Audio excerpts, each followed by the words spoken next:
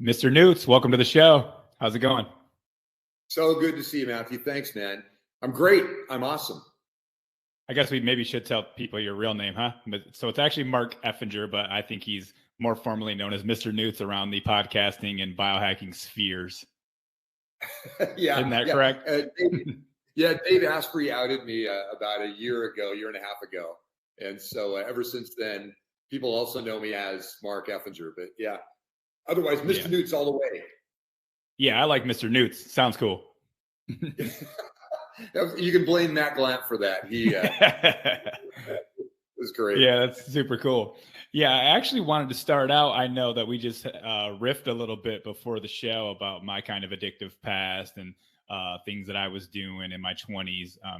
And you kind of have this little bit of a heavy story, but you've talked about it openly. So I feel like we can go there about your wife and how she got addicted, and then how that kind of sparked your interest in neurochemistry and nootropics. Can you go into detail about that for us? Sure, man. So we had 3 children, all born at home, and so all natural births. And we were the kind of geeky family that paid attention to kind of bleeding edge stuff. I was Dirk Pearson and Sandy Shaw motivated me during the late 80s. They were the founders of Life Extension, and he was, they were a couple that were kind of on the bleeding edge of that. So we fell into that. I met an incredible ND MD who leaned more towards the ND, the naturopathic physician side of life. And when I'd been really sick from a drug called Accutane that had built up in my system during the 80s, and then in the early 90s, he helped to detox me from that using EWAT, exercise with oxygen therapy, was the first part, and then chelation therapy following that. So chelation for the Accutane? Yeah. Oh yeah. Accutane is, anybody that's been on Accutane should absolutely do both of those protocols. I would highly recommend EWAT doing 30-minute sessions, 3 or 4 of them a week for about a month to 6 weeks. That should prove really beneficial. And then chelation therapy as well. That was a critical part in helping get it to the point where it no longer would bubble out of me during EWAT, because I would literally show up as a sore, usually in my lats or on my leg, that would bleed out this clear fluid, and we would sample it, and it would be a high percentage, over 80% Accutane, even after, for me, 10 years of being an athlete, a hardcore athlete. So I'm doing century bike rides, I'm doing, biathlon events, I'm training, I'm bodybuilding and training. I even lived in back of the health club at one point. So that's just the bedrock. The bedrock was we were healthy people that had all of our kids born at home. And during the last birth, in front of a fireplace, it was great. It was on a nice Italian leather couch in front of a fireplace. The vegans just winced, but we were good with that. The midwife handed me a pair of snips and said, "Hey, your baby's having trouble crowning. Do you want to give your wife an episiotomy?" And I kind of looked at her and said, "What you mean? What I think you mean?" She goes, "Yeah." I said, "I really love my wife's vagina just as it is. If it's okay, I'll leave that to the experts." And she goes, "Okay." And my wife grabs my hand at that moment, and she pushes, and she goes, "You're getting cut." So like, oh, okay, we're definitely the birth control is heading to my side instead of hers. So that's kind of how that went. And the midwife saw that she was bleeding a little bit, and handed her 4 oxycodone. And those 4 oxycodone became her muse for the next 10 years. So a decade, and she started going down a spiral, a pretty bad addiction spiral, and anything that would feed that kind of feeling. She would go to small doctors in town that weren't like on a major database, and she would she was a pretty girl, and she could just kind of wink at them and say, "Hey, I really need something for the pain," and they would give her oxycodone or OxyContin. And when I found her, there was an emergency crew that had come to the master bedroom.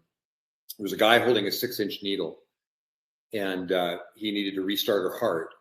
And I saw she was surrounded by a halo of empty pill bottles, and a gallon of shitty wine and some other stuff. So, and actually, and methadone as well. She moved a heroin addict into the basement so that she could get her fixed when she needed.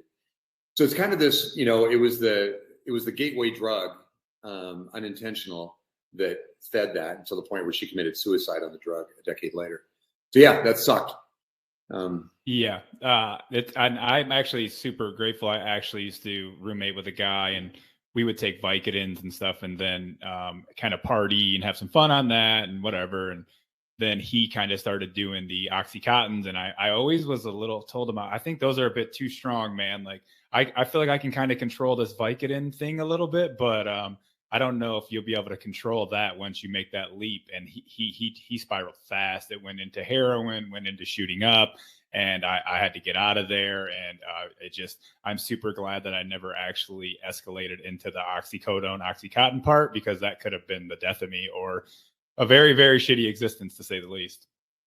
Yeah. What was your, of the addictive substances that you like, or like, what was the one that bit you the hardest, or that you saw that it was like, I've had friends that said, I really looked at Coke, I looked at blow, and I knew that if I did one hit, if I got one bump, that was going to be it. I was going to be hooked for life. What was it for you that was really the hellhole? My personal favorite, honestly, was alcohol, and that's all I really used the mostly. And then in my like 20s, it was like, wasn't like in my teens or anything. I just drank during high school and like college mostly, and then, you know, would do some studying on Adderall and stuff. And then I started to smoke a little bit of cannabis because it was legal, and then I was growing cannabis, so I was smoking all day cannabis. And probably the biggest thing that I love the most, but probably I would have to say the Vicodin. And I think them opiates really take a hold of you. They make you feel comforted and loved, and it's almost like you can zone out the trauma. It's like you can put a mental roadblock right over it and just go about your day and feel good and whatever, until you're addicted and your digestion sucks and you're either having diarrhea or constipation and your liver's backed up, and then you're drinking on top of that. And so, I mean, it goes downhill fast, and then you start to be like, now I'm hooked. And so you take a couple of days off and you feel even worse, and you're like, I just need something. And it's like a spiral. And then it took a while to get over that kind of loop there, some years, but you know, and then after I gave up those, I was, you know, take some Adderall, and then we'd go party and take some MDMA and drinking a lot. And the cannabis was always there no matter what, because I was growing it. And it was just a cycle. I had to give it all up. And it took a lot of soul searching to give a lot of that stuff up too. That's awesome. It's powerful, isn't it? When you finally, I remember I was in deep prayer one night, taking a bong hit, and I realized that it was kind of and what I would do is I really used it. I mean, almost clinically, medically, I would take one hit before bed. It would put me out, right? It was a good indica strain back in the day. And this is back in the 80s. And I would take that one hit and it would put me to sleep. But I really felt like it had a rap on me. Like if I didn't have it, I would be jonesing for it. If I didn't have it, I wasn't going to sleep. If I didn't have, there were all these things. And I remember that one night, and I just kind of said a prayer, and the voice that came back to me said, that said, you can be a slave to that, or you can be, right, a triumphant. And it was like, I think the triumphant thing sounds better. And I was an athlete, I was already a competitive runner and tennis player. And I was going, I know what the triumph feels like. That's better. I'm going to go that direction. And yeah. Yeah. Good for you for recognizing it kind of early. And when you were on small doses, unlike me, who was smoking dabs when I woke up and taking Adderall and doing all kinds of crazy shit. But like I told you, and back home, man, it was so normal. I always had my own money. I owned my own house. Like I was like a very functional kind of guy with it. And back home, a lot of people were just not functional and robbing people or doing just all kinds of crazy shit to get their fix. And so I always felt above them. But then you like really take a step back, and I started meditating and doing some yoga, even though I was still addicted to stuff. And I'm like, I have to get this. I'm actually wrapped in this. This has been consuming me for a long time. So it gets dark and heavy. And I know what your wife went through for sure. Yeah, it's a pretty amazing. And, you mentioned meditation. I was very lucky to have my dad was a monk. So he was a monk in a Trappist monastery from the time he was 15 to 18. So that was really cool because it was a reference point for me when I was younger, and I could ask him about that and we could talk about that. He would even, when he would make bacon and eggs for us kids, I'm one of 6 kids, in the morning, he would sing Gregorian chants in Latin as he's cooking this stuff up. So it's a great like wake up call. Is, you know, you get kids in the bedroom, suddenly you hear this Latin, you know, beautiful voice singing Latin. It's like, hey, listen, it's time for breakfast, man. And it was great. I would come and I would walk out and I would walk over his shoes. He'd purposely put him in the way because I'm always looking at the ground because I was looking for bugs and stuff when I was a little kid. And it was great. So, but he also encouraged me to investigate alternative faiths. So Buddhism, Taoism, and then eventually I met a guy in when I was 8 years old. There was a teacher's assistant at school who was into transcendental meditation and also into bicycles. I was a hardcore bicyclist at the time as a little kid. And I had a nice Schwinn that was all outfitted. And he saw it and noticed that it was always perfectly clean, impeccably oiled, and you know, taken care of. And so we went bicycling one day, and he showed me what TM was all about, transcendental meditation.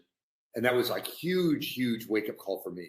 Controlling your breathing, syncing with your heart rate, getting a mantra, you know, starting to envision things and getting the crap. You know, my mind was always active. And so getting the noise level reduced in your mind so that you could actually think clearly and understand more, be more open to input. Yeah, very powerful. That's beautiful. And to have that resource at such a young age, that probably helped with a lot of the, you know, addictions and things, because even if you were a little susceptible to partying and having fun, you could kind of bounce back to your workouts and your meditation. Because I do think meditation probably helped me the most with addiction. I mean, so I talk about psychedelics and yoga and, you know, moving across the country to get out of my surroundings. But the meditation personally, by sticking to that daily, sometimes twice daily when I was first getting sober, 2-3 times daily, like every time I had an urge or a thought of something, I just sit back down on my pillow and just breathe through it. That probably changed me the most as far as the addictive principles that I had. Yeah, and I think moving out of Flint, Michigan wasn't a bad idea. Probably not. Probably not. It's been a long ride with chronic illness, but man, when I go back, like I told you, it feels heavy. It really does. It feels real heavy. Mm-hmm. Well, and one of the, you know, you mentioned Lyme disease. I had a girlfriend years ago, and that was in early 2000s, who was undiagnosed Lyme disease for almost a decade. And that was the most frustrating thing, was not knowing, why do I feel this way? I don't have Epstein-Barr. I don't have, right? But yet I feel like crap. I can't get out of the fog. My energy level saps. I'm constantly fighting it to try to be alive. She was a pro dog trainer for like movie stars. And it was just a frustrating thing she had to deal with. And so making it through that, detoxing from it, and actually getting your system back is got to be a really, really critical part of life and enjoyment. No, it is. And I'm still working on a little bit of it, but I'm pretty close to getting there. I'm good enough to do the podcast and do a lot of my work. But probably about a year and a half ago, I was like in a shell of a person, like, you know, almost lost my relationship. I was recently married, but I just didn't feel like moving off the couch much and going out and traveling like we used to. I just, you know, everything was revolved around researching and how do I get well so that I can enjoy vacation instead of like, instead of forcing a vacation, you know, like just because, you know, I want to feel good when I'm on vacation. Big time. And I think, I mean, it's so vital for the depth of a relationship. If you can't be present because you're in survival mode, you know, Maslow, I think, stated it really clearly, right? It's very difficult to be in survival mode and thinking about, you know, what's the next spiritual journey I want to go on.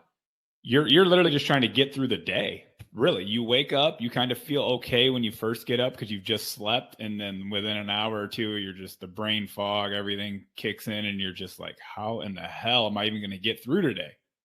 Yeah. I sincerely hope that our nootropics have been something that has been a catalyst also for scaling that up. Yeah, I wanted to actually talk. First, I actually want to, before we dive into something about like a chronic illness and getting your brain back on, I know that we kind of got off topic with the addiction. How do you think that the nootropics, I know that kind of sparked your interest after your wife committed the suicide, and you thought you could help addicts from working on their neurochemistry. Can we dive into that first, and then we'll get into the chronic illness stuff? Big time. So the big epiphany for me. So what happened was we immediately moved. I have a very close friend near Austin named David McGinnis. He founded a company called prweb.com. And back in the days, it was like the SEO platform for people that were doing search engine optimization and also small businesses trying to market themselves using PR and media as a tool.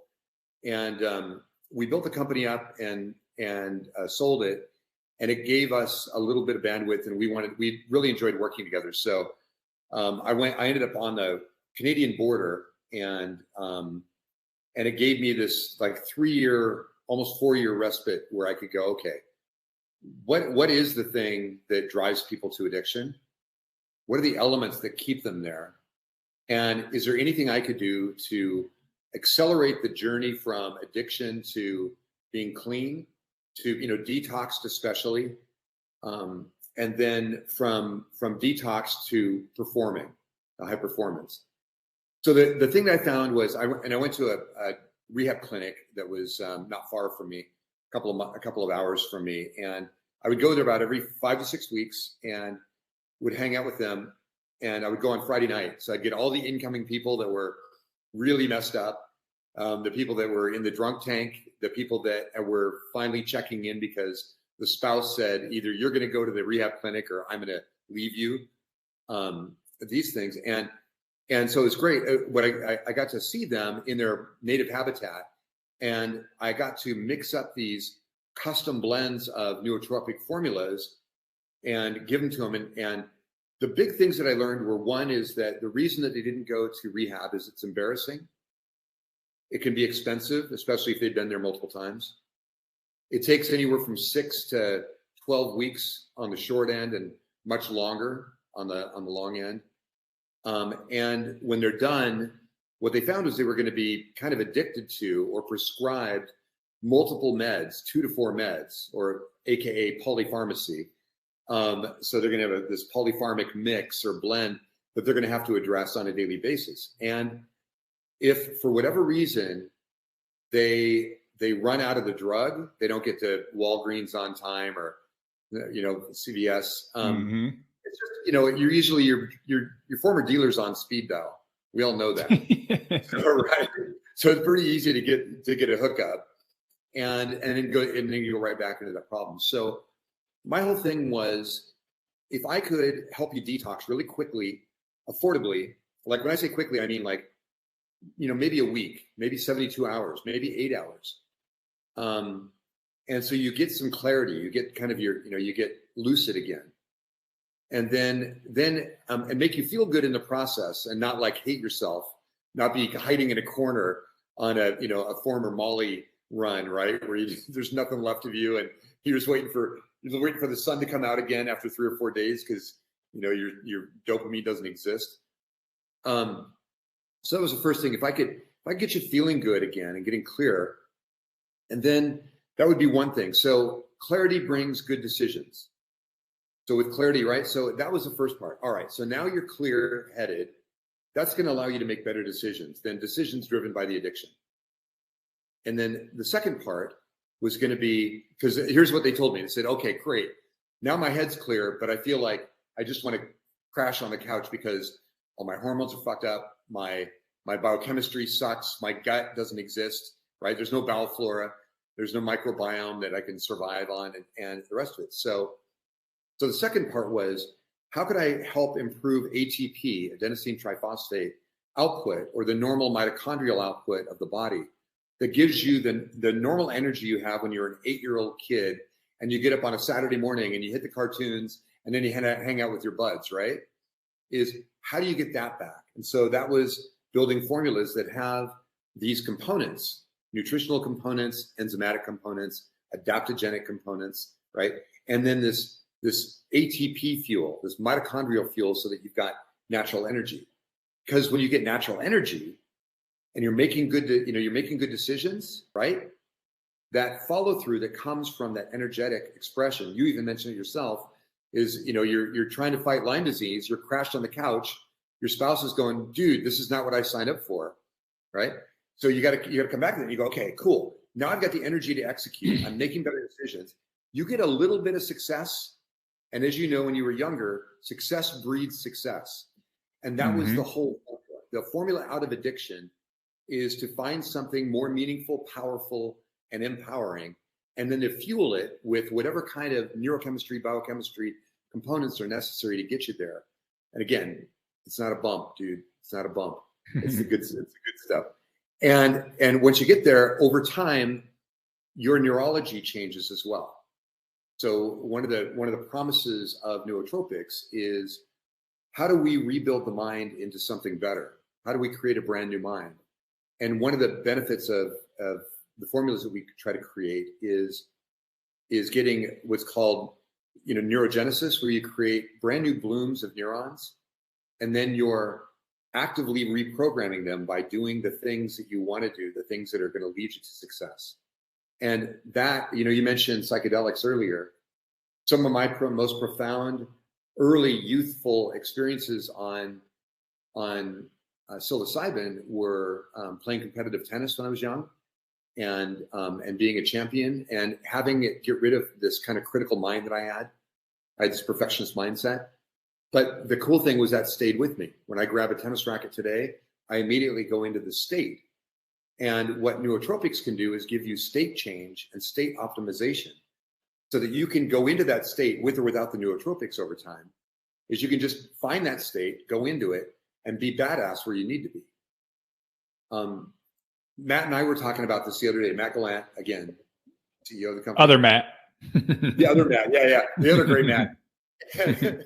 And we were at a thing called Expo West, which is a trade show for raw products and nutritional supplements. And I realized we have a thing called the Zamner Hour, which I'll be on right after you and I finish this podcast. It's awesome. Zamner is he and Wade, when they before they formed Bioptimizers, when they were partying hardy, they had a state they called Zamner. And when they were in the Zamner zone, that meant that they were at pure party level of activity, right? Well, one of the things that I noticed about Matt's been sober now for 13 years, is we go into that zone together. Like, he pulls me into that zone, or I pull him into that, and realize that the zone of performance for us is that same zone that we had when we were trying to, how you bumped yourself up prior to going to a party, right? You're young, and and you didn't necessarily have all the self-confidence in the world. And so, right. So you get a little wasted prior to it. You get in there and you're just like pumping yourself up, and you get through that door. And, I would head to the turntable first thing, because the turntable gave me control. And it was, and it was the one place that the chicks always had to go, because they had to request tunes. So I would I would spend the discs for the night. I would party my brains out and be the party favor, like downing the pitcher of beer with a 151, the 8-ounce of 151. And it'd be, and that level of party. But you can achieve that level of energy and kind of enthusiasm and breakout feeling by going into that state. And you can accomplish that with a much less toxic cocktail than 151 and beer. So that's kind of what we like to think about in terms of nootropics and how they affect the brain. Yeah, that's amazing. And I kind of do like the playing around with the different blends and everything. And we'll get into all those a little bit later. They're amazing, and they just make you feel good and feel better. And, there you go. The capsules look like some alien technology type shit too. So I love that. And I post them on my story or whatever, and people never have seen a capsule that looks like that. They're like, what in the fuck is that? Yeah, exactly. That's the good stuff. I haven't tried the Zamner juice yet, so I need to, to add that on. Yeah, man, it's great. In fact, I use it like right now. So this is I designed this for a lady who owned medical clinics in the Portland metro area. And Portland and Vancouver, Washington, which is a sister city right across the Columbia River, they've become this like massive hub. Portland's over 2 million people now. Vancouver, Washington's about 1/3 of a million. And so she owned these medical clinics right there, and trying to get into traffic it was a parking lot. And so it's like the 405 in LA or the 408 in San Jose. It's just, you know, a parking lot during all times of day.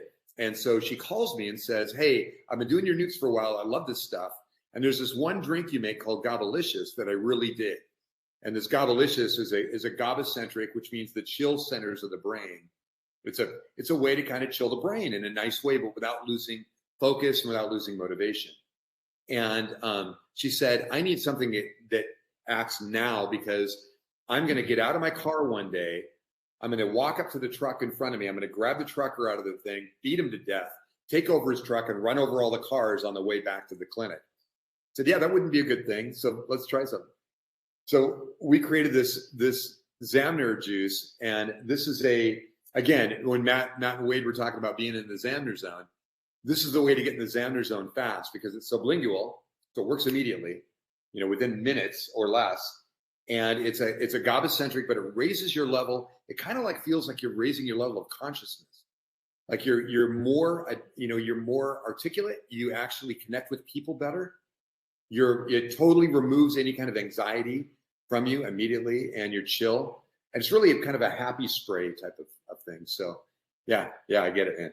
I gotta add that on my next order, because I just interviewed Ryan Sprague, and I know you were on his show, the cannabis guy, and he told me it's his favorite as well. I'm like, shit, all right, I gotta add it on the next order, because now I'm hooked, and I really love them all. It'll satisfy your oral fixation, and I would love to be able to say it's a bong hit in a jar, but you know, you'll get the vibe.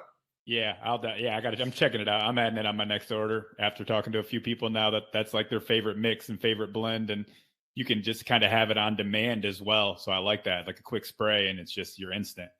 I like that. Yeah, it goes really good with upbeat and brain flow as well.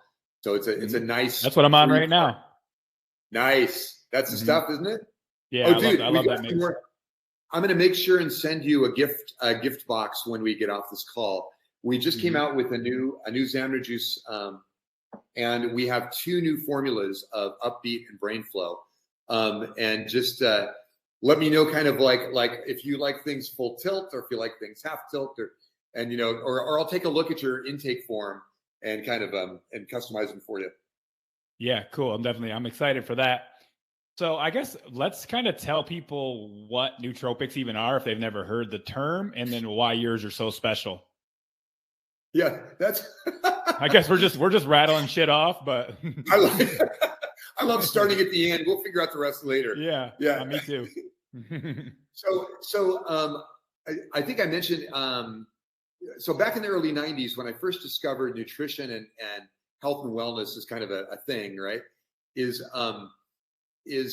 I was listening to a radio show, and a guy was talking about. I was dropping somebody off at the airport in Portland early in the morning, and this guy was talking about a thing called huperzine A, which is huperzine serrata, which is an acetylcholinesterase inhibitor, which means that acetylcholine, which is the primary neurotransmitter for kind of thinking and recall and memory, that neurotransmitter is really critical. And what huperzine A does is it keeps this enzyme from what's called acetylcholinesterase, that enzyme from breaking down the choline once it's flowing in the synapses in your brain. So it just keeps flowing. So you get your memory is increased, your wakefulness is increased, and all these other attributes. So I stopped by a phone booth. This is 1993, prior to the cell phone revolution. And I give this guy a call and I say, hey, where are you located? And he was only half an hour away. So I drove up, and he gave me, I consulted to him for almost a year, and we formed a company together, the version of the predecessor to what is now Nootopia, actually.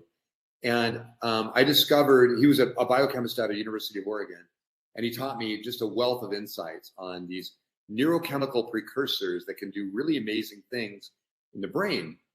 And one of the attributes that I found after really deep diving into this is certain neurochemical precursors can actually create blooms of new neurons. They can actually create new neurons so that you can actually put those neurons to work.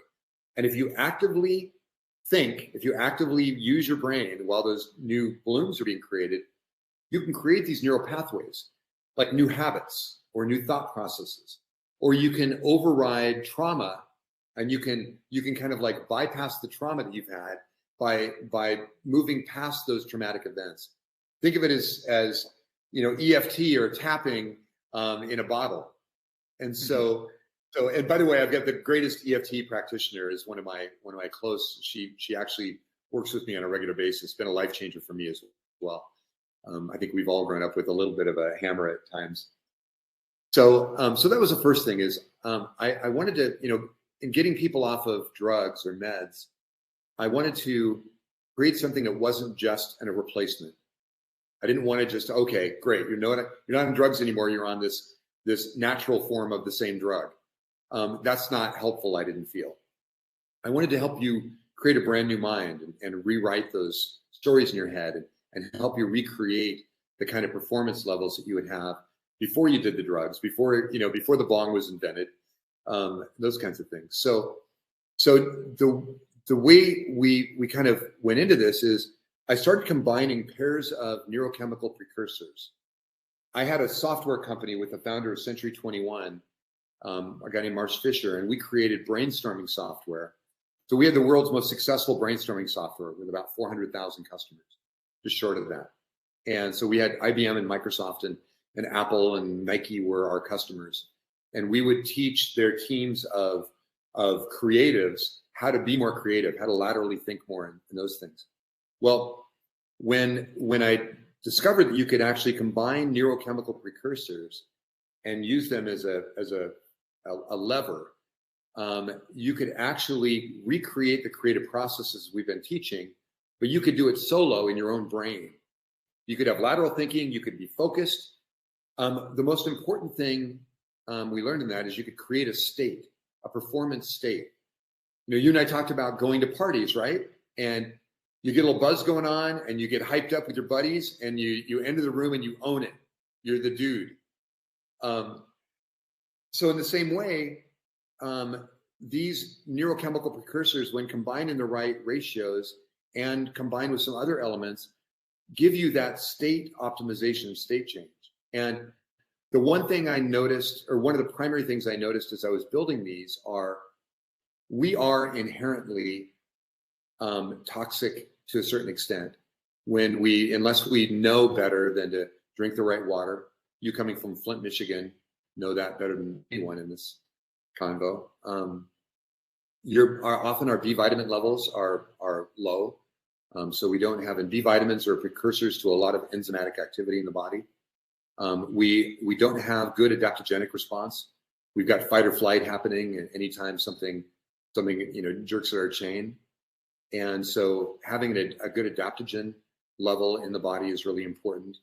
And then having these, like we talked about acetylcholine being a primary neurotransmitter, having acetylcholine precursors so that you can actually think clearly are critical. And then these nootropic blends that we would make, we would focus on these kind of like 4 to 5 key neurotransmitters like dopamine and serotonin and GABA and acetylcholine, and then norepinephrine or adrenaline as well. And what we found as we were doing this, I did 3,000 experiments to come up with the first one, Matthew. And it was, I was lucky. I was really lucky. I was lucky I didn't give up. I got a lot of encouragement from friends and from these clients. I had over 1,000 people on my beta test. And they were all my software customers who trusted me that I would send them a shitty tasting test tube of powder and it wouldn't kill them. And so that was part one. And then part two was we found over a very short period of time that if we just ship somebody the same pill that they could get off the shelf somewhere, they get about a 30 to 42% response. So we did make up a bunch of stuff, and that's kind of what we get. So 30 to 42% of the people would go, "This rocked, I'm great." Another 20 to 30% would say, "I didn't feel much," or "It didn't work for me," or "I don't feel bad, but I don't feel great." And then another percentage would feel negative. They would have a negative experience with it. But when we started looking at their age, weight, sex, hormone levels, their eating habits, did they train and exercise? What kind of training and exercise do they do? How about their caffeine intake or med intake? What herbs and other solutions do they take? And then what their goals were. We started customizing around those attributes. we went up to a 97+% efficaciousness. And so it was this massive increase in performance by customizing around your age and physiology and neurology. And that was the big breakthrough. So customized, personalized nootropics are what sets Nootopia apart from everything in the market. Yeah, it's amazing. And for those who haven't tried the Nootopia, when you sign up, you kind of fill out this little 10, 20-minute questionnaire survey, kind of asks you just some personal data, your caffeine intake, allergies, are you sensitive to caffeine, different things like that. And then you're actually literally customizing each capsule. It's not just like a set formula that you switch up, right? From my understanding, each person's is individualized. Yep. Yeah, that's insane. And then monthly, you get another, like each month you get another like survey. And then if you haven't found that kind of creativeness or that flow that you want, you kind of can adjust each capsule. And then if you like more of the brain flow, you can put on more of those and less of the apex. Or I mean, it's super customized. Like it's unreal how you guys are. I don't even know how you keep up with it. So two things on that. One is it's a pain in the ass. But it's worth it. And the other is on the wall right across from me. Actually, he's downstairs right now. But I've got a guy we dubbed Mr. Robot, and he's building automation technologies as we've scaled very quickly in this business. And it's very difficult to do. But we have in our Vancouver, Washington manufacturing facility, managed by a guy named Brett Hanley, who leads that up. And Brett and Livy Day, my daughter, that last daughter that was born, they manage that whole facility. And basically we have human beings customizing your capsules and your sprays and your powdered drinks specifically for you. So they're taking that data in using a matrix that we developed, and we have a customization angel that does these really cool things. And they basically, we've got over 14 million data points now. I think it's nearing 20 million data points. And those data points have given us enough aggregate insight to know that if you're 180 pounds, 5'10", you train 3 times a week, you do HIIT once a week, and you do heavy lifting the other 2 days a week, you're ketogenic or paleo, and and your goals are, you need to be more focused. You're having a hard time with certain lethargy, you flatten out at 2:00 in the afternoon, your energy levels flatten, and you need to be also sensitive to your sweetheart because you're mowing her over because you're powerlifting and has you all aggro. We look at all those factors and we custom develop each of those capsules to kind of optimize the state that you want to be in. One of loving, kind, focused, intense when you need to be, but not just insensitive when you need to be. We any of us that have ever done Adderall, either recreationally or otherwise, my employees, when I would do it about twice a month when I was building software technology companies. And they would say, "Oh, hey, dude, you're on the asshole drug. I'll talk to you later when you finally come down." And we want to avoid that in our solutions, hence the customization and the way we build these. I totally agree about the Adderall too. It's super edgy. You can get some shit done. I used to study in college and party on it, and you'll zing through the day, but you won't eat. Your sleep's going to be terrible, and you're going to be edgy. So it's just the return on investment's just terrible. Oh yeah, the same goes for modafinil. That's another one. A Dave Asprey 101 is some of these things. That writing the check for the side effects is expensive. I can't afford it, so I'd much rather optimize performance and then keep elevating my baseline. So that's the goal. That's definitely the goal. So I know you guys have a very unique kind of like extraction process as well, and these capsules look super cool. Can you dive into that a little bit? Yeah, man. So let's talk about capsule design or development. And by the way, we have these brand new mag packs. So your next, the ones that I'm sending you from here, and those are coming out this month. So it's really amazing. Cool. So this is kind of how we're delivering now. But on the extraction technique, the whole thing is you don't want to use caustic chemicals to do extraction. So you want to do things that make a lot more sense. Also, we use a lot of sonic extraction in the various results. So you take a stainless steel pan, and you have your substrates, your whether it's mushroom extracts. We have a product called Collagenous. If I have it, yeah, here we go. We have a thing called Collagenous, which is a really beautiful collagen and 4 mushroom blend. It's actually, when you have 1 dose of this, which is roughly 18 grams, it's the equivalent of 1.5 pounds of pure mushroom extract. So, as an example on this, how do we do it? The extraction on that is a 2-part extraction. The first one is with water. So we use warm water, below 120 degrees. And then we send that through a 4-part matrix of filters. They're micro porous membrane filters. We cover the whole thing in nitrogen, so there's no oxidation. And then we selectively pull off very specific molecules from the mushrooms as we do that. And we do another one with alcohol, same process. And then we combine the remaining parts of the mushroom that are the most efficacious, that we really want, the piece that we really need, like polysaccharides, racemines, some of these other compounds that are bioactive and neuroactive, and your body wants them, but they're not removed in the extraction process. We combine them back with these unique molecules, and then we will dry those, we'll freeze dry those, or we'll spray dry those. And then what you get out of that is this super concentrated 50 to 1 or even 100 to 1 mushroom extract that's super bioavailable, super fast acting, and long duration. And you can feel it. If you've ever done Collagenous, the first dose, you go, holy crap, my brain's lit up, and it's pretty amazing. So we do that with every one of the kind of components that we extract, or we hire out the extraction. And then the other part that's kind of unique, on whether it's our capsules or sprays or powders, is we build around this idea that if we can help your correct some of the oxidative stress that you're dealing with, if we can replace some of the critical B vitamins and also reduce inflammation, so anti-inflammatories, again, we reduce stress from the adaptogenic side, then you've got a good base to work from. Then you've got a good base to be able to add the nootropics form and get a very, very effective outcome from that. A lot of people are facing these stress elements, whether it's you've got super inflammatory stress, maybe you're doing seed oils or things like that that can be very negative to that, or you don't know any better, or you're under just an extreme amount of stress.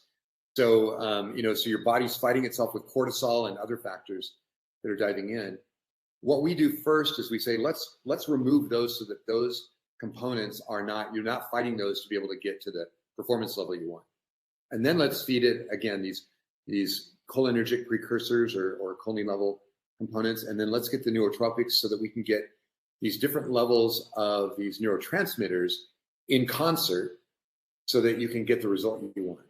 Because you never want to jack up one neurotransmitter above all else. You want to bring them up in a level. You want to get the bass up a little bit, right? And then you want the vocals to come in, and then you want the drummer to do this really light. He's got brushes at the start, and then he starts coming on, right? He starts doing paradiddles, and you want that happening, right? And then the guitar goes from doing a little bit of a strum to a really nice solo, and you got your Steve Vai thing happening, and so that's how you want to build the neurotransmitter cascade. You want to build it in a way that makes sense and that is in enough concert that you don't go off the deep end. Again, just like we talk about whether it's Molly or some of these components, like alcohol. Alcohol is a GABA agonist. Alcohol is very GABA friendly, GABA centric.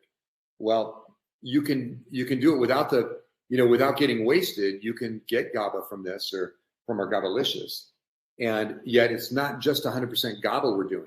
We're doing a little bit of serotonin on that. We're doing a slight amount of dopamine and maybe a moderated level of dopamine so that your motivation and reward centers are up.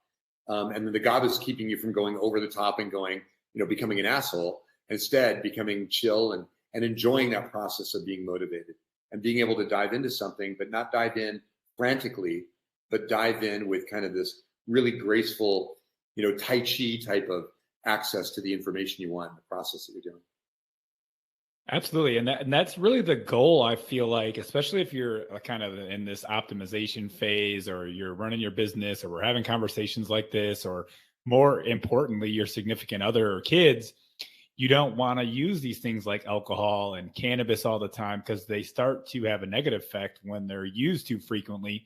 But something like these nootropics, you can kind of pick your state change, drop in, be more present, be more aware, more loving, and then also more productive. You have a couple drinks of alcohol, productivity's gone, like it's done. And then the productivity the next day might even suck, because you might be a couple steps behind, where you might need some nootropics or something on the back end to kind of make up for that.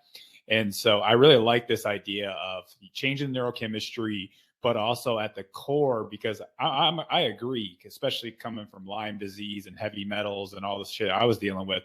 I know that a lot of people have like subclinical heavy metal exposure, or they're eating the wrong foods.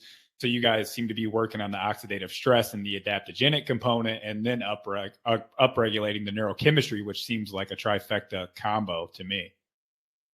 Yeah, it really is. And you don't notice, you don't know until you know. What happens is this, the first thing you typically feel on our stuff is you go, oh, wow, I'm getting a little bit of a raised level of awareness, that wakefulness thing. And then the next is, oh, I'm feeling motivated, or like what you get with, with our upbeat. One thing we noticed consistently, and this was a kind of an aha moment for me, was I would give people this solution. They'd come into my lab, and when I was in Vancouver, Washington, I was having people visit all the time, and so I'd give them an upbeat, and then about 45 minutes into it, I'd see this big smile come to their face, and I'd go, I'm either I'm really nailing my Seinfeldian routine, or something's going on. I go, oh shit, that's right. They've got this thing that's actually getting them a high serotonin level, and sort of feeling happy, and that motivating happy look. Getting into state change is really the ultimate body hack. It's when you can do that, when you can go, I need to feel like this. I'm going to be doing this event. I'm going to be on the phone today, or I'm going to be on a podcast today. I need to have verbal fluency. I need to be chill. I need to be up and interested, engaged, right? I need to be not jittery. And I need to be able to last for 2 hours, or whatever the length time is. Well, that's when so you and I, we take upbeat brain flow, maybe do a little Xamarin. We'll send you some Xamarin. You can do that as well. And then I'm sipping on some power solution in a flask, of course, which is the only way to do it. That's how God intended. So having those and knowing that I'm going to get a very specific result for a very specific amount of time, and being able to program those states is a really powerful place to be, because you're not waiting for the muse to come and court you. Stephen Pressfield, the great, author and writer, who, he talks about, the resistance, fighting the resistance, beating down the resistance. Well, you name the resistance. That's his first thing. And then you got to find a way through it. Once you name the thing that you need to either beat or the thing you need to become, then knowing this combination of neurochemical precursors and maybe the combination of different Noots that you take, Noots being short for nootropics, allows you to get into those states and program them. And then again, start building those neural pathways so that they're not so far from your normal state of operating. And you can tap into them on demand. I can literally close my eyes and go into a specific state now when I need. And it literally feels like a superpower. Great. Yeah, that's the best part, is they kind of they start to get better as you start to work with them more. You start to feel like, oh, okay, I'm kind of zipping into this flow state, and I haven't took anything today. All I've had is my just normal coffee or whatever. So it's pretty cool how that works as well. Why don't we get into some of the different blends? Because there's so many different ones. We don't have time to go through every single ingredient of every one. But we can go through maybe some of I'll go through some of my favorites first. Nectar X being my personal favorite. It's what I'm sipping on right here. I usually have that during a podcast show. Why is that like in a powder blend, and why do I love that one so much? So that was the first after the 3,000 prototypes I was building. And I'm sending these shitty tasting powder to these really smart people and saying, let me know how it feels. It was the one that came out of that. And it came out as a result of my son and his buddies had been we had a little recording studio in our home up on near the Canadian border, and they partied until about 4 a.m. And then they come into my bedroom about 10 a.m. and they go, "Hey, dude, we need some of your Jesus juice." That's what they called it. So, so I'm blending up this Jesus juice, and I know these kids and what they're like. They're high school kids, and so I did a tweak of a molecule, and I gave that to them, and they came running into they literally 4 guys in my bedroom 40 minutes later, and they go, "Dude, we just wrote a song. We haven't written a song in 4 weeks, let alone 40 minutes. This is crazy cool." And so they kept sipping it throughout the day, and they wrote 4 more songs that day, which was kind of awesome. And it was really impressive. And I go, "I think we've nailed something. I think we got on something." So Nectar X came out of that. And by the way, the movie Limitless came out like a few months before that. And when I was trying to figure out what to name the product, all the guys said, "Hey man, just name it the thing on the movie," because it was that good. But it is really, really good at increasing acetylcholine flow in the synapse, right? So that's that thinking, memory, right, and recall. And then it brings up your dopamine and serotonin at a very good level with a little bit of this norepinephrine or adrenaline, not enough to negatively affect your adrenal glands, just a slow bleed of adrenaline so that you actually feel motivated and up. And that combined with the dopaminergic side of it really gets you into this mode. I use it as a way, it's kind of if I need to really dive deep into neurochemical processes and some new chemistry and an emerging molecule that I've got to study, this is my go-to. And I'll get with this, I'll get in NCBI and PubMed and examine.com, and I'll just start diving deep, and I'll start making some phone calls or emails and texts to people, some of the brilliant scientists. We have 20 incredibly bright PhD candidates in Bosnia. And we basically fund a university, a one branch of a university on biochemistry. And as a result of that, I've got access to these incredibly bright people. So I'll be texting them or be emailing back and forth and get that. And then we'll meet once a week and we'll do this. Well, when I'm going to get into that mode, Nectar X is my go-to. It's very stable. I can sip it so I can control how I feel. I can take more or less, how much water I dissolve it in, those kinds of things. And then I'll buffer that a bit by taking a Brain Flow, which is a really interesting capsule. And those two work, for me, they work in harmony really well for me to get that recall, to do. Lateral thinking is critical for being creative. And so being able to remember the song lyric from the obscure one-hit wonder band from 1972, and then be able to pull that forward because I remembered that the lead singer went into surgery 10 years ago when he was trying to do a recovery tour of the band, and they gave him this certain thing and it made him feel like X, and go, aha, I remember that, what neurochemicals was dealing with. And this is the kind of stuff that you can do on Nectar X. So it's a great go-to. It can also be a replacement for like your morning, if you're jonesing for caffeine in the morning. This is a great way to kind of get that feeling of wakefulness without so much buzz, and you're also not going to crash. So yeah. No, it's great. I like the powder form because you can dose it. I usually end up sipping like the whole thing if I'm doing a podcast and I'm really getting in the zone. But on other days you can just sip like a quarter of it or a half of it and then leave it in the fridge for later. So you kind of just have it on demand for the next morning or whatever. So that's what I do like about that. And then the capsules are also amazing, especially trying all the different blends and stacks. One that I'm obsessed with that I think might be my favorite is the Dopa drops. Why? Like, I don't know. I just want to get shit done. I feel good doing shit that I don't normally, like, I don't care if it's laundry or whatever. Like, I just feel like getting shit done on Dopa drops. What's the deal with that? So I appreciate it, brother. That's awesome. So I developed that specifically. I'm trying to see. I think I got some here. And yeah, I do. So here's the Dopa drops for you. Boom. Mm-hmm. So Dopa drops I developed initially. This is kind of great. So the backstory in that is I was developing it to reduce the refractory period before orgasms in men. So that wow. So it's the opposite of semen retention. But the other side of that was because I was studying how dopamine is used up in the brain and how quickly it can be used up and what its recovery time was. And so the other side was I wanted to increase the quality of orgasm. And so quality of orgasm and the frequency of orgasm. It started there, but I was giving it to men and women in my beta test case. And what they were telling me was that, and I didn't tell them what it was for. I just said, here, try this. And if you happen to be having sex, let me know if this is helpful or not. And their results were thumbs up. But more importantly was it had such a long half-life because it's a 3-stage dopamine precursor system. And so there's an amino acid called phenylalanine. Phenylalanine becomes acetyl-L-tyrosine, becomes L-dopa.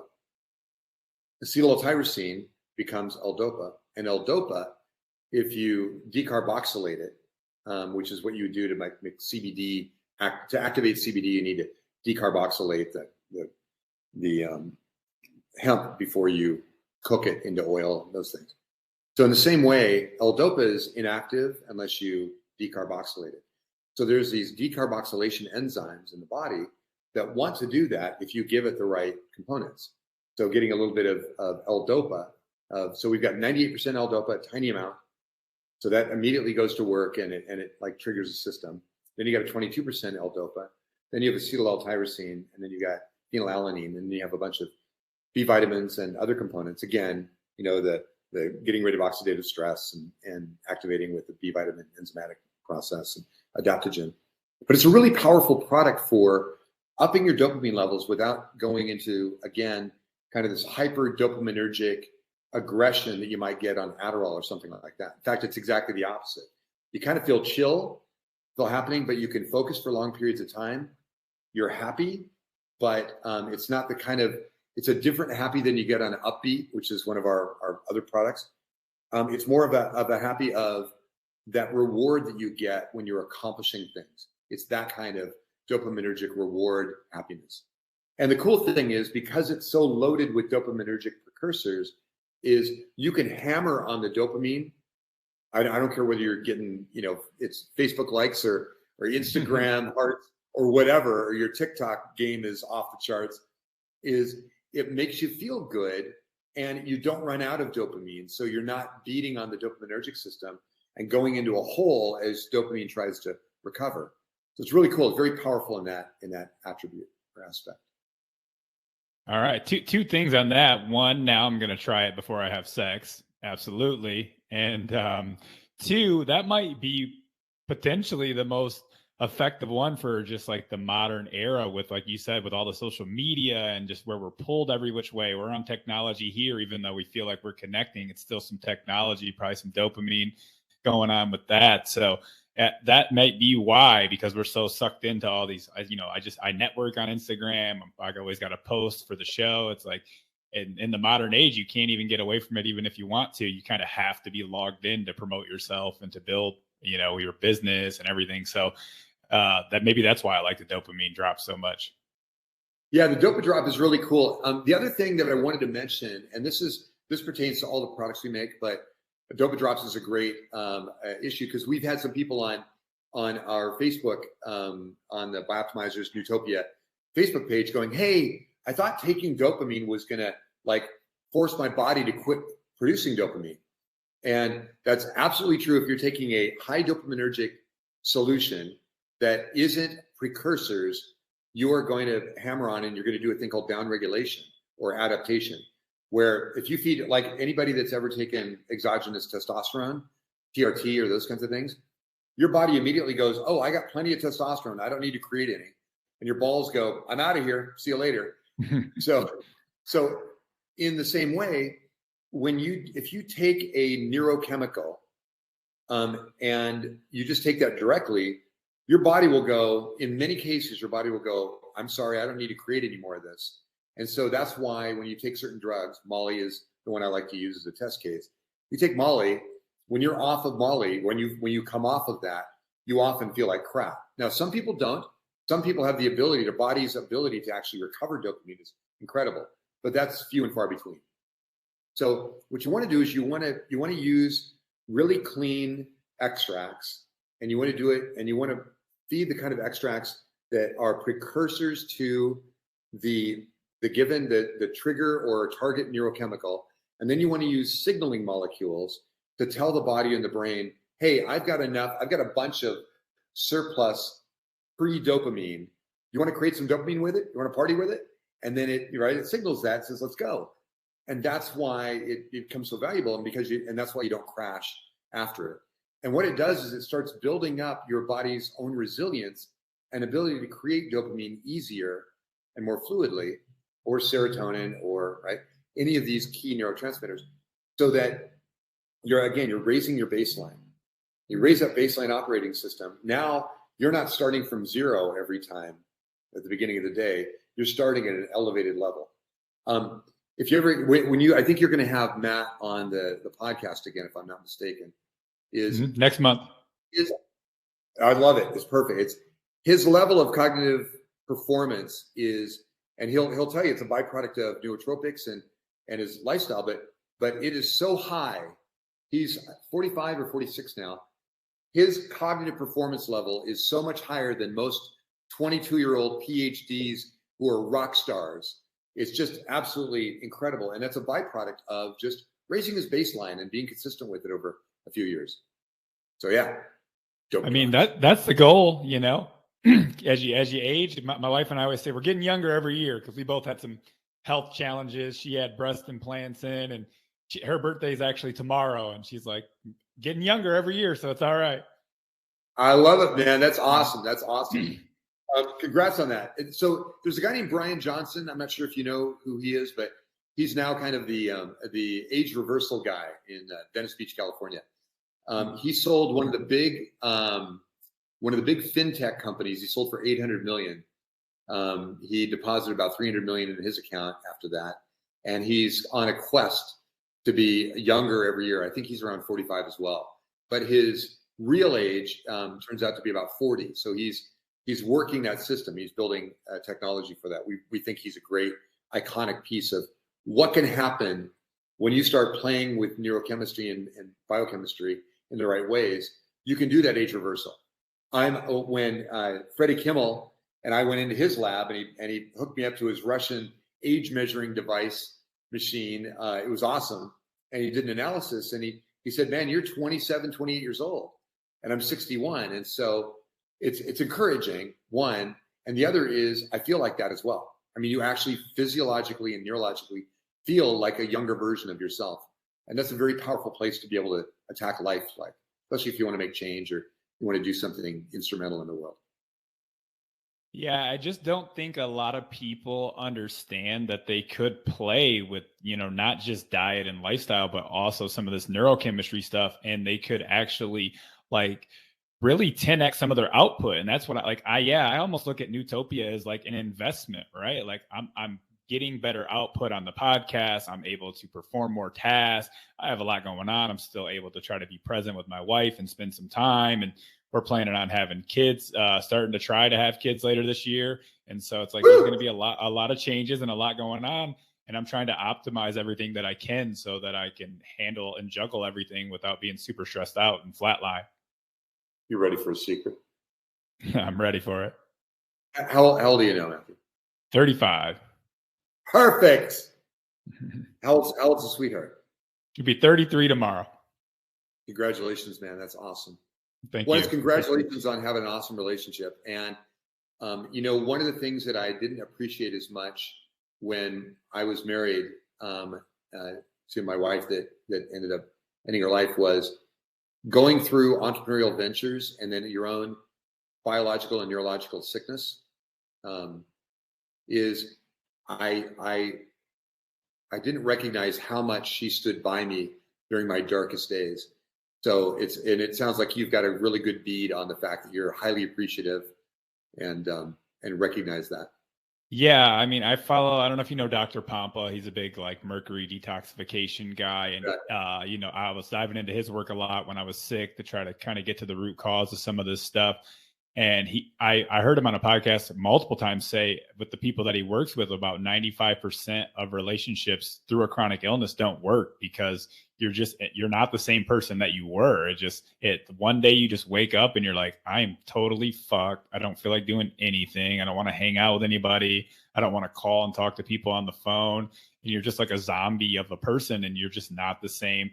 I used to be super social, energetic. Obviously, I was partying, life of the party type of guy. And then I was just like on the couch taking naps after I was awake for like 2 hours. It was insane. And the fact that she stuck through all of that. And there were times where I told her like, hey, if you want to go, you can go. I can't figure this thing out. And as you know, what we talked about with Lyme, it took a couple of years to even get a diagnosis. I was seeing functional practitioners, I was seeing good doctors. And, I went at one point and I was like demanded an MRI and like a CAT scan. I just wanted to like see if it was like a tumor or brain cancer. Like that's how crazy I felt when I was living in that moldy house. I was like, I just want some kind of diagnosis so I can like figure out what to attack. Like I'll go ketogenic, I'll do whatever. Like I'm going to try to hack this thing because I had already been listening to Ben Greenfield and all of that, and Dr. Pompa. And I'm like, there's a way to get out of whatever this is. I just have to like figure out what it is, nail it down. And then I didn't realize it would take so long, but still working on it daily, but it's been an adventure. But it's a blessing because now I talk to people on the podcast about Lyme and about chronic illness and how we got over it. And, coming out of the other side is absolutely, it's almost like a spiritual experience. I really is that whole wake up that happens. I mean, the epiphany for me, I was hypothyroid back in the early 90s. And this oxygen therapy, this EWAT was that first step. And then getting healthy on, getting thyroid, desiccated thyroid and doing that is less than 6 months into it. I went from having chronic nasal drip. I was losing about a pint a day on my nose. And I know my business partners were looking at me like, dude, I know you must be doing blow because you're heading to the John every 5 minutes. And I was just literally blowing my nose. And I would take an hour nap every afternoon, and it just wasn't enough to reboot me. I would sleep for 8, 9, 10 hours and not feel rested. You know that. You know what that's like. That chronic, just awful. And less than 6 months into it, I flew out. I got healthy. I felt like a freaking rock star, and I flew out to Manhattan in New York from Washington State. I did a venture capital deal, and I just remember walking into the room, and I could sense how everybody was feeling and thinking just because I was back. I didn't have any overhead worrying about whether my energy would be right, whether I would be clear enough, whether I'd be able to make good decisions. None of that. I was so confident in my own neurology and physiology. I could just be there and I could listen to and receive all the stuff that was going on and be able to correct it. And we did a deal in 45 minutes, and which is faster than I'd ever done a deal in my life. And I just remember doing my own fist pump going, dude, you're back. Well, one of the things I wanted to do is in this care package I'm going to send you and your wife. We're going to call it a care package. Take it. I've got a couple things that are all about reproductive success. So I'm going to send you some stuff that Matt and I have been working on for a few years now that I think you'll really dig, both in male performance and in female pleasure. Oh, wow. So it's all based around sexual performance, basically. Well, we'll call it reproductive, I guess. But we're the thing is, I really like my sweetheart Chastity in here will tell you that I'm not necessarily obsessed with sex, but I definitely think it's one of the, like, if I'm going to be a human being on this earth, I'm signing up for that as long as possible. Are you kidding? People are doing this like semen retention thing. Like, are you kidding me? That thing was made to orgasm. I don't know about this like 6 months no fap thing. I'm under the in the camp of, if you don't use it, you lose it. Like kind of right. Like exactly. The universe wants to know that you're still, healthy and active and trying to procreate. If not, they ship you out. Once you can't procreate anymore, they get you out of here. That's a universal law. I think a 60-minute no fap is a good one. Yeah. I'm trying to get that thing out of there like once a day. You know, I don't know. Exactly. Yeah, they're talking about.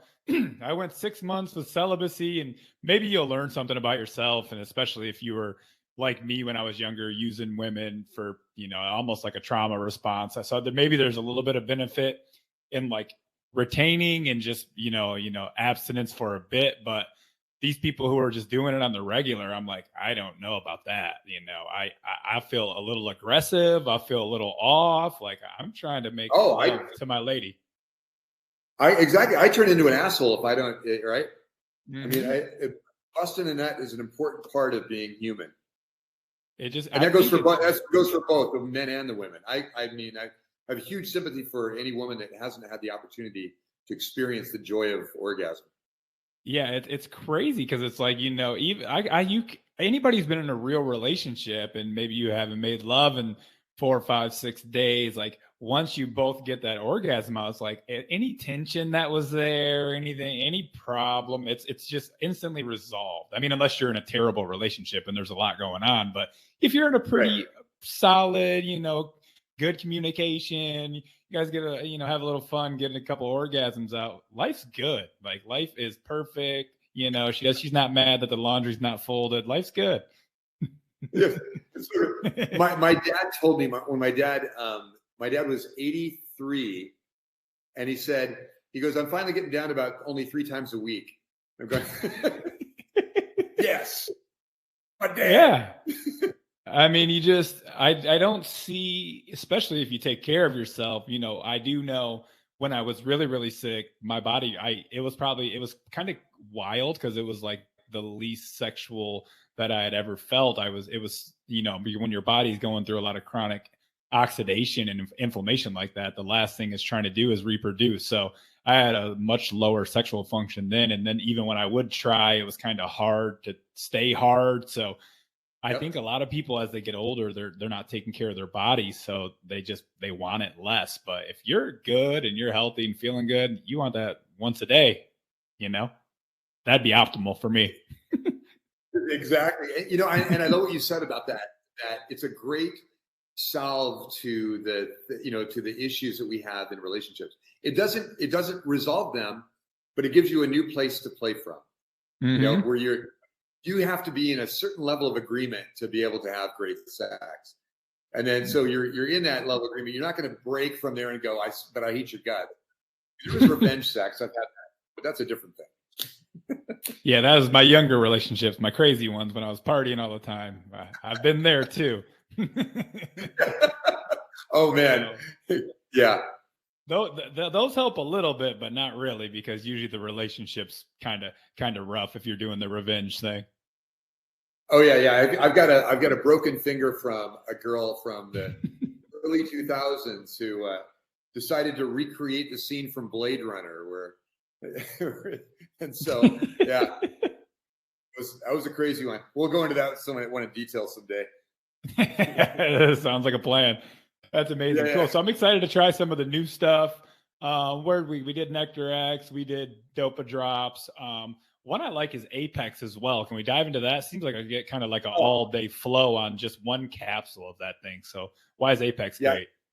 Apex is a really killer. I built Apex because I was looking for the longest term effect that doesn't disrupt your day. In other words, I didn't want something that you were kind of wired at 11 o'clock at night or midnight, right? You're trying to figure out a way to down it. And you're like down in melatonin or you're doing the third hit of whiskey just to try to get your system down. And so it was created around this compound that we use in a lot of our product called Solastris paniculatus, which is it's an intelligent seed that the oil of that or that tree, it's a viney branch. It's really popular in India. Been used for thousands of years as a nootropic in India for helping people avoid dementia and help recover their cognitive performance. And what's really interesting is if you bind certain neurochemical precursors to it and amino acids, it starts acting like a very high-end lab-derived nootropic. And the other side of that is it also, and by the way, I just saw you for a second and you looked like Always Sunny in Philly. Um, what's his name? Hold on. I've only seen a couple of those. One of my best friends used to like it when I was like a stoner, and it was pretty funny, but I never like watched a whole bunch of them, just a few of them with him. So let me see here. Mac. So Rob McElhenney, you right now look like Mac. So I want you to watch an episode. I'll send you an episode after we're done here that you should watch. It's great fun. And you're Mac on this one. And by the way, this is Mac after he decided that he wanted to get ripped as fuck. So I'll take it. That's a good one.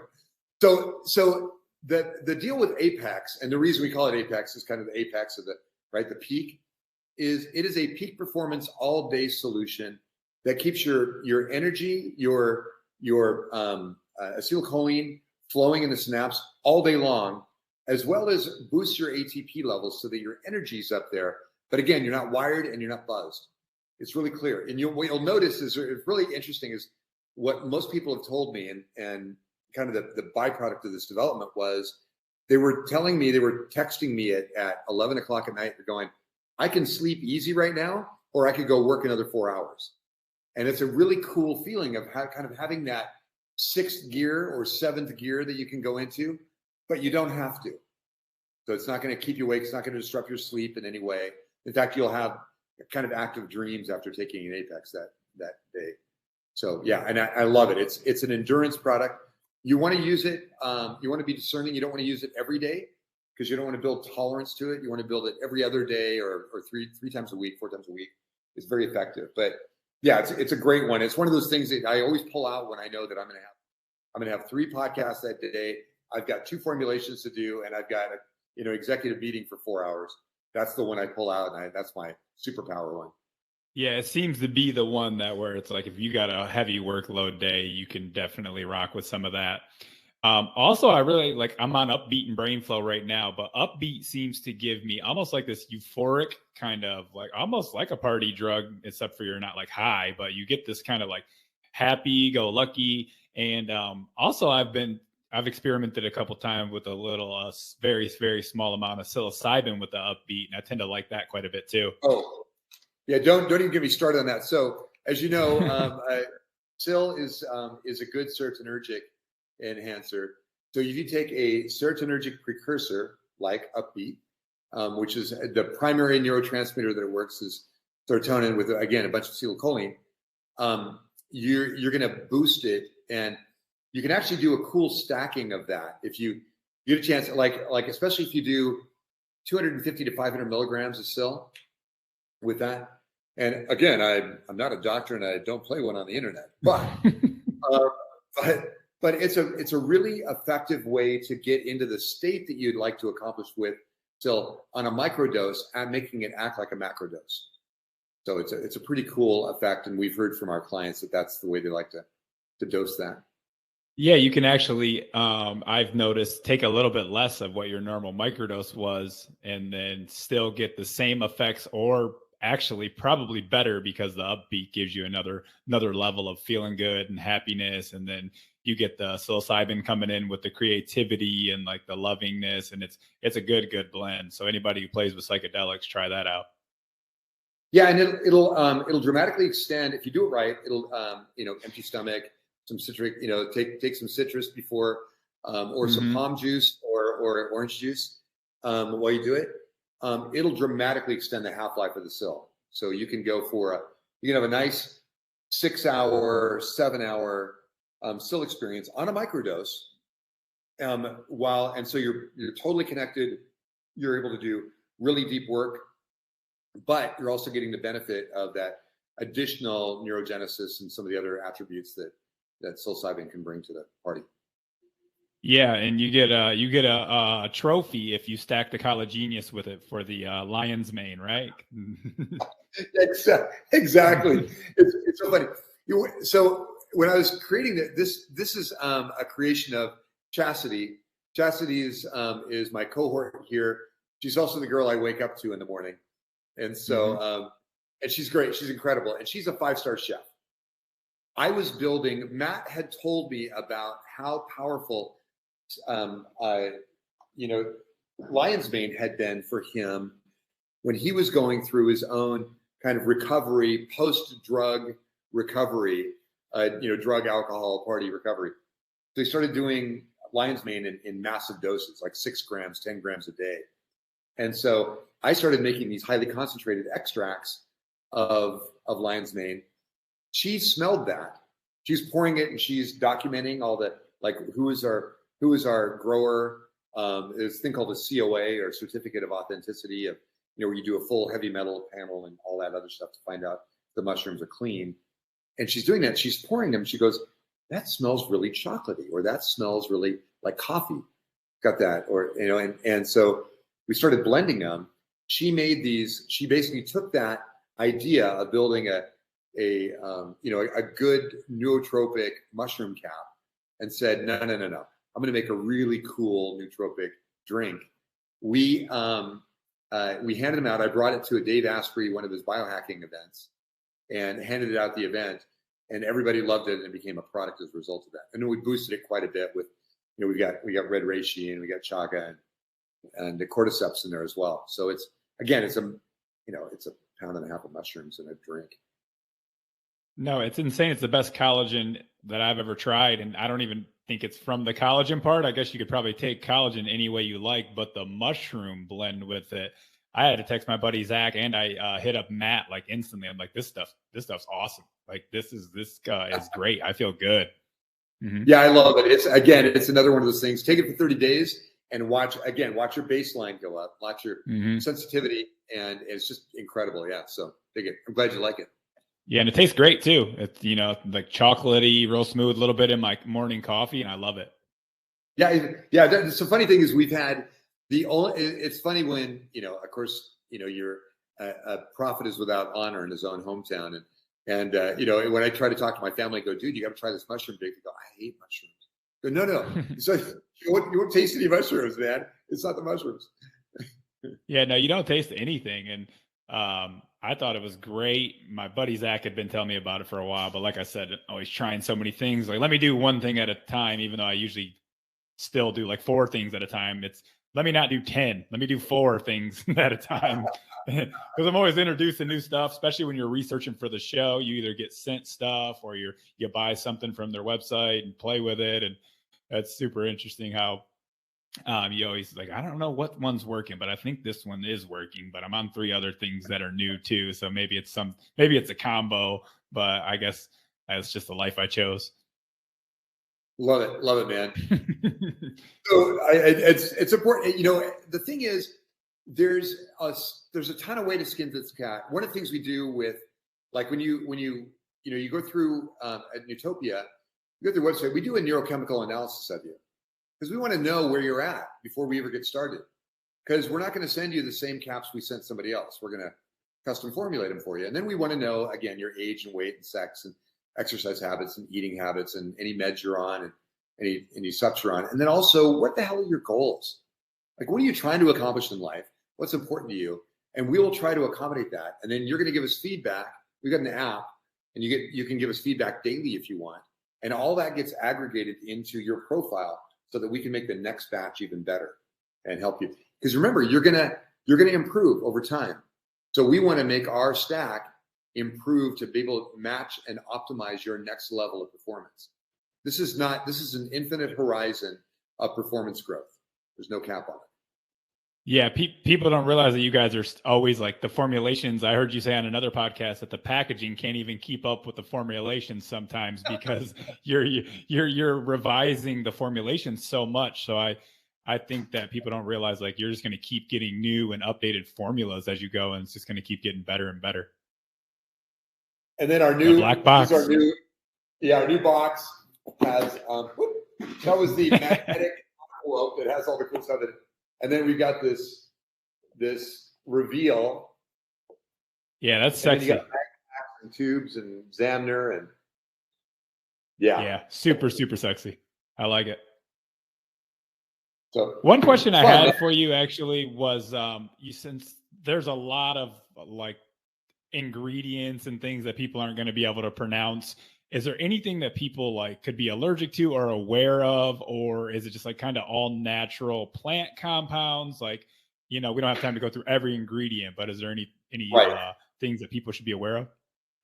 Well, there's, like if they're, say that you're hyperthyroid, not hypo, but hyper, right? Hypo being low, hyper being high. There's going to be some acetyl-L-tyrosine in some of these, and that's going to activate your thyroid in a good way. So you can, here's, again, I'm hypothyroid. I'm historically hypothyroid as a byproduct of Accutane, this drug that I took when I was younger, for acne. Is one of the things I do is I'm able to reduce my dose of desiccated thyroid by taking my Noots. So there's some of those things, phenylalanine, and like if you're on an SSRI, you want to take Upbeat away from, like 4 hours away from your dose of your SSRI as just a test to make sure that the serotonin, the additional serotonin you're going to naturally produce from Upbeat doesn't interact negatively with your SSRI. If you want to get off of SSRIs, you can work with your medical practitioner and take a look at, you can show them the formula in Upbeat, and you can say, hey, I'd like to cut down my recirculating serotonin and the downregulation that comes from that, and I'd like to upregulate my body's own serotonin production. I think this might do it, and see what they say. We found a number of them will go, you know what, this is a cool idea. I'd never tried this before, because they don't know a lot about natural health necessarily. And so you can actually start doing that. And again, with your medical practitioner. I can't recommend this on your own. I'm not a doctor. But we found some, we've had people crying on the phone to tell us how elated they are because they're now off of some med that side effects were causing them to be anorgasmic, like no orgasm, or once the med wears off, they feel either unmotivated or they feel depressed. And now they're able to have a much steadier flow, and they're feeling much more motivated, and they're just feeling better overall. And knowing there's also a certain confidence that comes as you optimize your neurochemistry, where, like me flying over to New York and doing that venture capital deal, and I kind of knew that I had become the better version of myself, and I'd gone from sick to superhuman. We want everybody to have that experience. And once you do that, the confidence that comes from that and your ability to kind of, again, just tap into those states on demand is a huge lever in life. And when you can do that, and then you can kind of go past the need for the Noots as well as your meds, especially when you're able to work your way through that by getting healthier, by doing the things you need to do to get healthy, by eating well, by being in healthy relationships, right? Getting out of toxic relationships and toxicity in your body and soul. The end result is you become this really high performance machine. We were made for this kind of thing. And then your contribution to society and life goes through the roof. And I think ultimately that's what we want. We want to be able to make a change in the world around us, whether it's our spouse or our children, our friends. Hey, by the way, congratulations. There's nothing more fun than the adventure of going to create children. It's a blast, right? And the other thing that I found is, though Chastity and I are past the childbearing stage in our lives, we both have fantastic kids, is we still approach life as though we're in that kind of animal mode. So her lingerie collection is unbelievable. Yeah, that's the only way to do it. Keep it spicy. Oh yeah, big time. Yeah, that's the only way to do it. I really, really, really agree. Is there anything we left off? I know we're running short on time. I think we're good, man. People should realize that this stuff really is going to 10x your output, which I think if you're like someone like me with a podcast, or someone trying to create something, a startup, or you just have a heavy workload, instead of drinking that fourth glass of coffee, maybe you could switch it up to some nootropics and see how your nervous system regulates to that. And just the productivity is so much better. I mean, I still drink coffee, but just, what I can accomplish on the nootropics as comparison to just having extra coffee is the night and day difference. I mean, they're good for pre-workout. There's a lot we could have went into that we didn't get into, but they're just absolutely amazing. Yeah, I totally agree. By the way, on the pre-workout side, Power Solution, and you can have them jack the shit out of Power Solution and make it into a really heavy. This is a drink, and it's very, very powerful. It's high dopaminergic as well, and it's also keto, so it helps drive ketones in the body. It's great. But one of the things I got to share is, so I'm a startup guy. This is my 18th startup, so I'm no stranger to this whole valley of starting from nothing, bootstrapping or raising angel or venture capital, getting something scaled up, and then either hiring somebody to take over or selling it. In this case, I had a number of offers on the company that I had, and I kept finding that the integrity of the companies that were waving big checks at me was questionable. I had seen what they had done in previous acquisitions. I had heard rumors, and then in a couple cases, when I had confronted them and said, "Hey, I heard that you did this on this last acquisition," and they tried to deny it, and I found out, that was true. I was bad. The reason that I'm super happy to be in the place I am right now with this thing called Nootopia and Bioptimizers, our parent company, is I've never met people with higher integrity, more engaged in life, who have big, hairy, audacious goals of wanting to make biological optimization and neurological optimization available to everyone on Earth, and who I would follow into war, into the foxhole with these guys. And it's an incredible company. We're not just about products. You'll find that you get love in our company. We're culturally deep. We spent an hour today just in a cultural love fest of helping to connect with people. When I was trying to hire Mr. Robot to come work for us, he came from a much bigger company. He's deep technological and life, and he's got a deep spirit as well. He consulted it for us. When I hired him as a consultant, I said, "Hey, why don't you just come to work for us?" And he goes, "Look, man," he goes, "I just got out of a bad relationship with another company." He goes, "I don't want to jump into bed with you and end up with chlamydia." So, right. So he worked for us for about 6 months doing consulting and doing a great job. And he was in the office one day because we gave him a spot in the office to work. And we had an end of the year culture call. Actually, it was like pre-Christmas and those things. And we're in 20 different countries. We got about 120 employees. So people from all over the world are talking in their own, and in broken English or whatever. And it was great. And he's listening, and people are just talking about their experience with the company. And we had an environment where we were, we basically do a 360 review where the people that you work with and the people that work for you kind of evaluate you and say, here's, but they do it in a way, we have a guiding principle of love first. And so they're talking about, we're basically being, being quote unquote critical.